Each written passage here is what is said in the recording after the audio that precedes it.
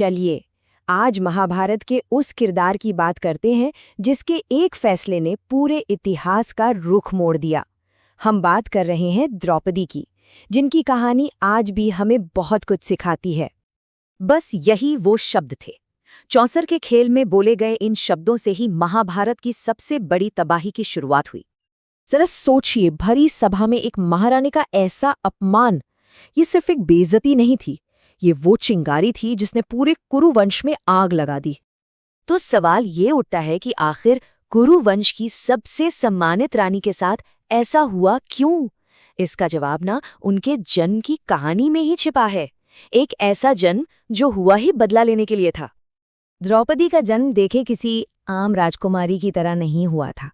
वो पैदा हुई थी एक यज्ञ की आग से, और ये यज्ञ उनके पिता ने अपनी एक पुरानी दुश्मनी का बदला लेने के लिए करवाया था।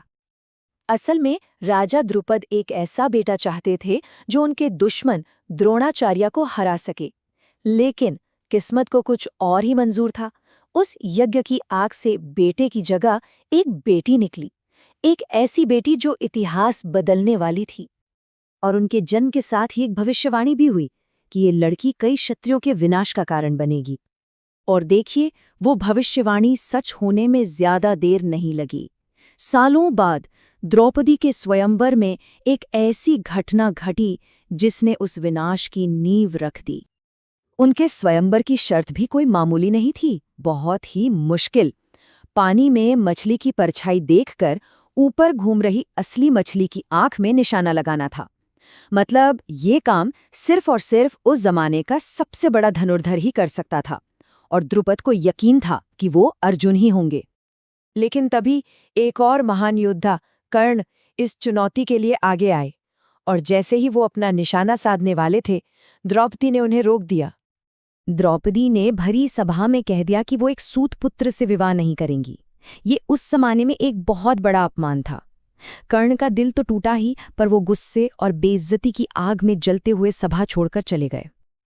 अच्छा, अब वापस आते हैं उस चौसर के खेल पर, क्योंकि द्रौपदी के चीरहरण के पीछे जो कहानी हम सब ने सुनी है वो असल में सच है ही नहीं। हाँ, ये जो कहानी है कि द्रौपदी ने दुर्योधन को अंधे का बेटा अंधा कहा था, ये बात महाभारत में कहीं नहीं लिखी है। ये बाद में जोड़ी गई एक कहानी है। दुर्योधन तालाब में जरूर गिरा था और लोग उस पर हंसे भी थे, पर द्रौपदी ने ये शब्द कभी नहीं कहे। तो अगर दुर्योधन का गुस्सा वजह नहीं थी तो फिर क्या था? कौन था उस अपमान के पीछे? वो वही शख्स था जिसे द्रौपदी ने सालों पहले अपने स्वयंवर में अपमानित किया था। जैसे ही युधिष्ठिर चौसर में द्रौपदी को हार गए, कर्ण को अपना बदला लेने का मौका मिल गया। वो सालों से इस पल का इंतजार कर रहे थे। वही था वो अपमान जो कर्ण के दिल में सालों से आग की तरह जल रहा था, और अब उन्होंने भरी सभा में द्रौपदी को निर्वस्त्र करने का सुझाव दिया। मतलब अपने सार्वजनिक अपमान का बदला एक और भी भयानक सार्वजनिक अपमान से लेना। बस बदले की इस एक हरकत ने पांडवों और कौरवों को उस रास्ते पर धकेल दिया जहां से वापसी मुमकिन नहीं थी, महाभारत के युद्ध के रास्ते पर।